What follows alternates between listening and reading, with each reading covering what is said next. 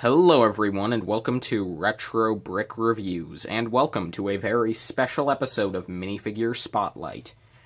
As you should know, if you're watching this when I upload it, it is currently July 1st, 2018, and therefore, it is the day that the new LEGO Harry Potter sets will finally release, or at least the first wave of them.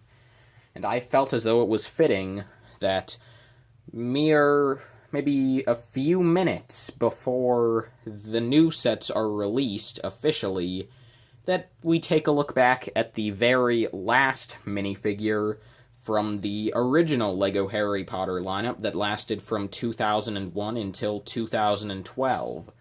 And I know that technically LEGO Dimensions is an extension of that lineup, but I've never really thought of it as such in the long run. I've more thought of it as just LEGO reprinting old parts for the sake of laziness. But anyway, so yeah, this was the very last minifigure released for the original LEGO Harry Potter line. He came out in 2012 with the book Characters of the Magical World. It was basically the LEGO Harry Potter character encyclopedia. And this figure is obviously Harry Potter, and specifically, he is based off of Harry's costume from the Slug Club Christmas party scene from Harry Potter and the Half-Blood Prince. So, starting off with the head and hair, I don't even know how many times I've talked about these at this point. The hairpiece is the one that Harry had from 2001 until this minifigure. This was the last Harry Potter minifigure to use this hairpiece. And to date, this is the most recent appearance of this hairpiece in its classic black coloring. I never thought it looked too accurate for the later years, but I feel as though back when this hairpiece was first made, back in 2001, it worked pretty well for young Daniel Radcliffe. Although I feel as though by the Half-Blood Prince, they maybe should have switched to something shorter. The face print here, though, I feel works very well. For the later years, I don't think this front expression looks too much like Daniel Radcliffe, but it's also not too far off that you can't see it as being Harry Potter. It kind of just looks like sort of a generic LEGO smiley face that they put the glasses and scar onto, which is fine. I mean, the glasses are a bit thicker than the norm, which is good, and I think the scar is well done. And I've always liked how the glasses have the rims around the eyes are a different color than the rest of the glasses. They're black while the rest is gray. I've always thought that was a nice touch. And, yeah. And if I turn his head around, you can see his alternate face, which I feel definitely looks a bit more like Daniel Radcliffe. I think it might be the fact that the eyebrows are touching the glasses, which make the eyebrows seem a bit thicker. That might be part of it, and also I feel as though the mouth shape is a bit better here. I don't know, but I do feel as though this is a more accurate face to the actor, although I feel as though for this figure, and for such an occasion as today, it makes more sense to go with the more happy face. And then the torso, moving down onto the torso and legs. This is, of course, meant to mimic dress robes.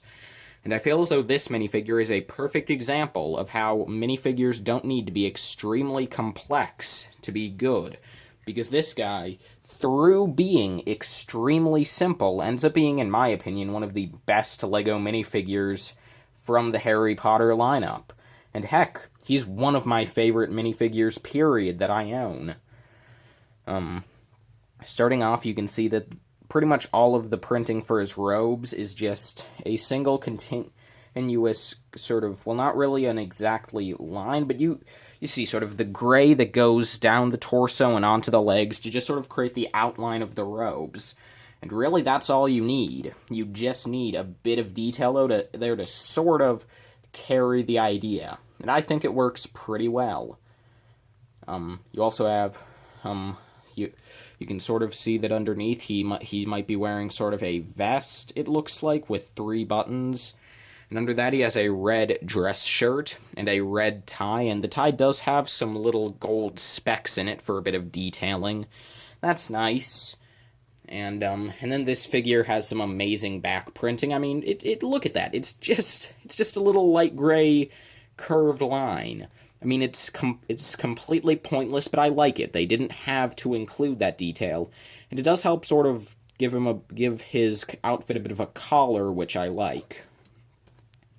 So, yeah, as I've stated previously, despite this guy being really simple, I think he looks really nice. And again, in my opinion, this celebration figure was the perfect way to cap off the original LEGO Harry Potter license and celebrate it with such a nice minifigure as this. Now, I think the real question is, will the new sets be able to outstrip the old ones? Yes, probably, at least in terms of quality, but I feel as though the memories that we all have with the old ones and the nostalgia that we still carry and will continue to carry really do add a sense of value to those that the new ones just won't be able to grab. Now, does any of that matter to you, the viewer? Probably not. I'm just rambling at this point. But yeah, this is a really great minifigure. I think it did a great job of celebrating 10 years of LEGO Harry Potter, although, really, this guy added an 11th. Good job there.